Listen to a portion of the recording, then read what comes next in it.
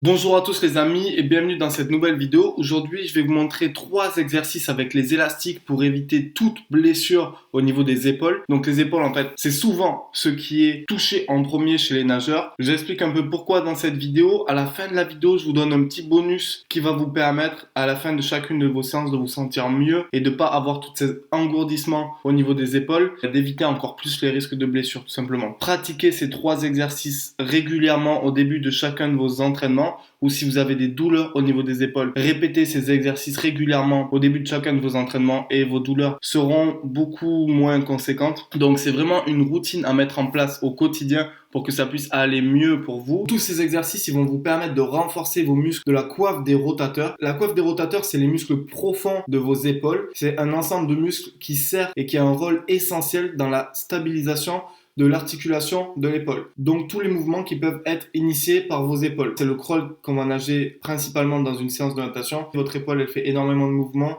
On ne s'en rend pas compte, mais en fait, c'est hyper facile de se blesser. On va essayer de bien renforcer cet ensemble de muscles qui va vous permettre de limiter tous les risques de blessure de vos épaules. Et aussi d'avoir une meilleure posture au quotidien. Donc, de se placer beaucoup plus droit, d'avoir les épaules en arrière, d'avoir le regard vers l'avant. Pour obtenir un maximum de bénéfices, tous ces exercices doivent être réalisés avec les épaules relâchées, donc les épaules vers le bas, et les omoplates l'une vers l'autre. Donc, les épaules orientées en arrière, les omoplates qui vont venir se coller l'une à l'autre et les épaules bien basses. Donc là, j'ai une bonne position. Pour le premier exercice, vous allez prendre vos 2 élastiques, vous allez les attraper comme ça et vous allez tirer vos 2 épaules vers l'arrière, ok? Et à chaque traction, je vais venir rapprocher mes 2 omoplates l'une vers l'autre. Je vais essayer de garder mes 2 épaules bien basses et je vais faire une série de 10 répétitions comme ça. En fait, on va faire un cycle de plusieurs répétitions, de plusieurs séries. Ça peut durer entre 5 et 10 minutes. D'arriver avant l'entraînement avec vos élastiques, de prendre vos élastiques et de vous répéter votre routine tous les jours, ou du moins à chaque fois que vous allez à l'entraînement. Le deuxième exercice, il va vous permettre d'améliorer, de soulager le rotateur externe. Rotateur externe, c'est ce mouvement-là, d'accord? C'est quand votre bras part à l'extérieur. Donc par exemple, quand vous dégagez votre épaule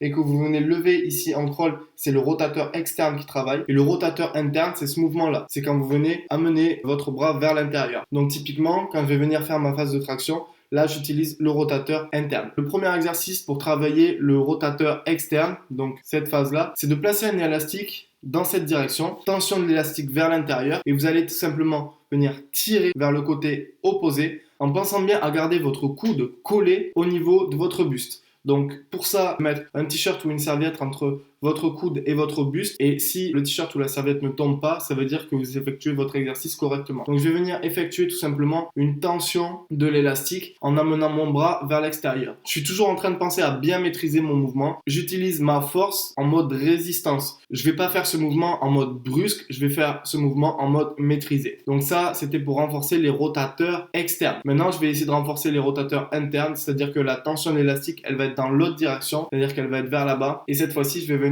envoyer mon bras vers l'intérieur. Je vous en donne un petit dernier. En fait, vous n'avez pas besoin d'accrocher votre élastique ni à droite ni à gauche. Vous allez simplement coller vos 2 coudes au niveau de votre buste. Vous allez attraper votre élastique avec les 2 mains comme ceci et vous allez venir effectuer ce mouvement-là d'ouverture. Et sur tous les exercices que je vous ai donnés dans cette vidéo, vous avez toujours les épaules basses, les omoplates l'une vers l'autre, les coudes bien collés à votre buste et vous venez tout simplement effectuer la traction vers l'extérieur avec vos 2 bras. Vous venez mettre un maximum de tension sur l'élastique et toujours en mode résistance. Vous contrôlez votre mouvement. Ce 4e exercice, vous allez l'intégrer à la série que je vous donne. Vous allez faire 10 à 15 répétitions de chacun de ces exercices. Vous allez faire un cycle de 3 rotations. C'est-à-dire, je fais 10 répétitions du premier, 10 répétitions du deuxième, du troisième et du 4e exercice. Ça fait 40 répétitions au total et je fais ça 3 fois. Donc, on est sur 120 répétitions. Vous êtes toujours sur du contrôle. Vous pensez toujours à avoir les épaules basses, les omoplates vers l'arrière. Ça, c'est le plus important. Et les coudes bien collés au buste sur les exercices qui le nécessitent. Vous allez faire votre entraînement de natation, vous allez faire majoritairement du crawl. Je suis entraîneur, je sais que 80% de la séance, elle va se passer en crawl, sauf si on est sur des périodes de travail où on va travailler énormément la spécialité. Mais voilà, vous allez beaucoup nager de crawl et ce geste-là, en fait, en crawl, il est super contraignant pour vos épaules. En fin de séance, ou à chaque fois que vous avez des périodes de récupération, de nager du dos, tout simplement parce que ça va vous permettre à votre épaule de faire le mouvement inverse. Et en faisant ce mouvement inverse, ça va soulager vos épaules. Vous avez fait énormément de rotation dans ce sens en crawl. Vous allez faire l'inverse en dos avec une allure ultra souple pour faire le mouvement dans l'autre sens et soulager un peu toute la tension qui s'est mise dans vos épaules. Si vous avez une tendinite, c'est que votre technique est mauvaise.